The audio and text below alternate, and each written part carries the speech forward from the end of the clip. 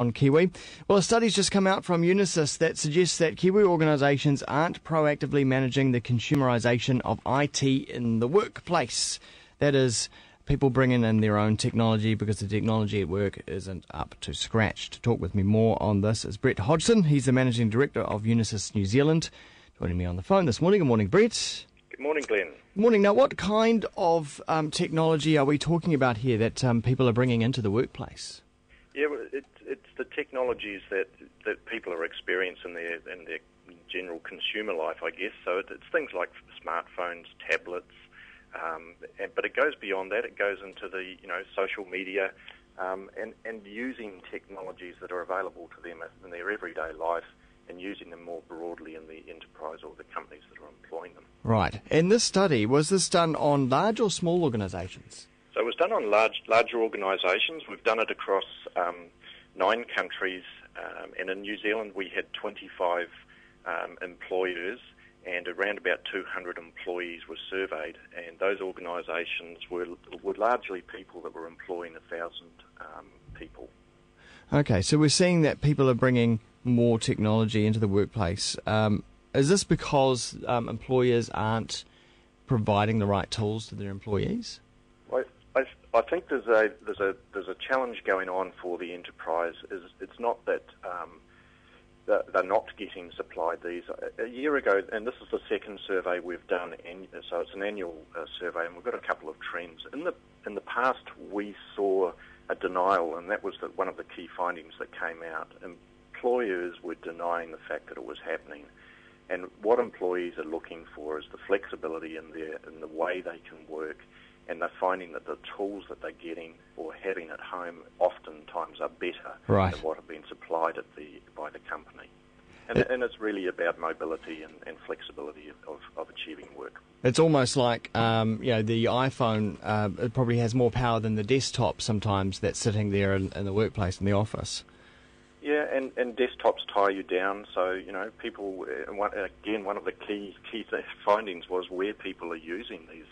Companies can get substantial productivity when we looked at, where people are using these sort of devices versus the company-supplied devices to do company work, answering emails, using social media for recruitment, etc. Interestingly, and I don't want to promote a device, but tablets, in this case we were specific about an iPad, they were used almost across the board of questions.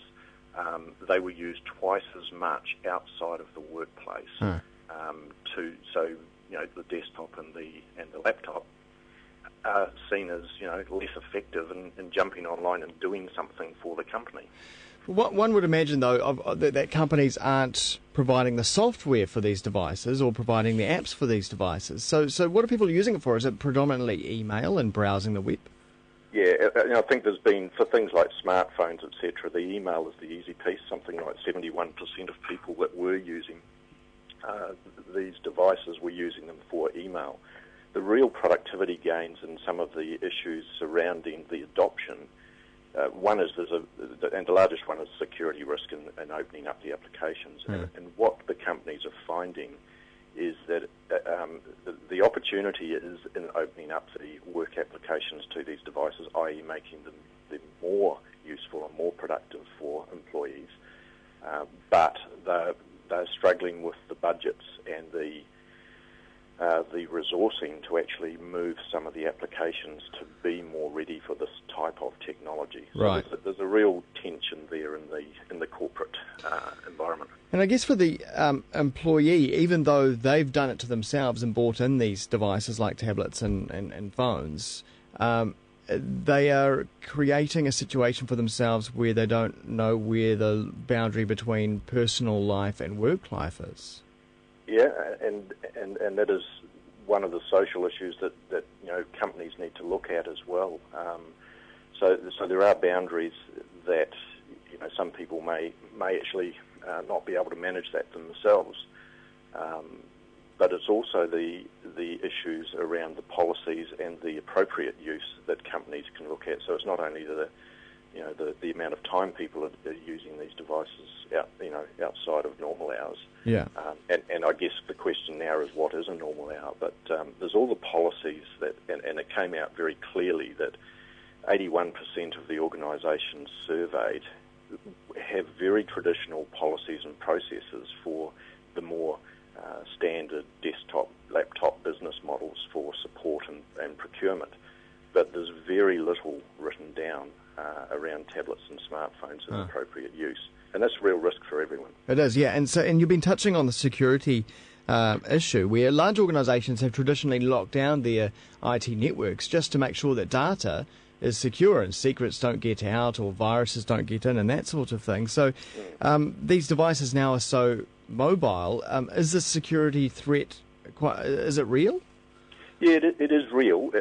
And again, our advice is there are things that you can do to manage some of that risk. But one of the big risks at the moment that companies need to acknowledge, and again, it came out in the survey, the employers do not know how much of this is going on. There is a gap, quite a large gap, between what employers think are happening on their network and what staff are using and what they're actually doing. Yeah. And that in itself is a risk that needs managing very quickly. So there's a blindness to some of the exposure that companies already have, and then there's the fact of how do we actually get into dealing with that risk ongoing. But it is very real, and these are, they're computers.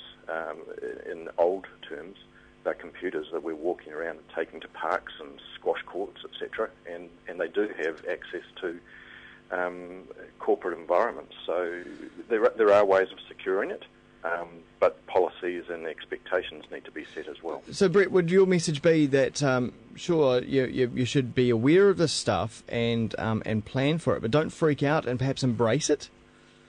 Yeah, well, there's certainly big productivity gains to be had, and I think companies need to. It's not only productivity gains. There's morale of staff. There's attractiveness of workplace. The younger generation are working differently, and I think companies need to embrace it. And clearly, the survey said a year ago there was blissful ignorance, and we didn't want to know about it. This year, pleasingly, companies were acknowledging, and 95% of people said it's inevitable we will have to move this way. So there's a pleasing move there, and yes, our recommendation is embrace it. It can be managed, but it's the old management paradigm. If you can't see it, you can't manage it. Interesting. Thanks very much, Brett. Cheers for your time. Okay, thanks, Glenn. That Bye-bye. is Brett Hodgson, who is the Managing Director of Unisys New Zealand.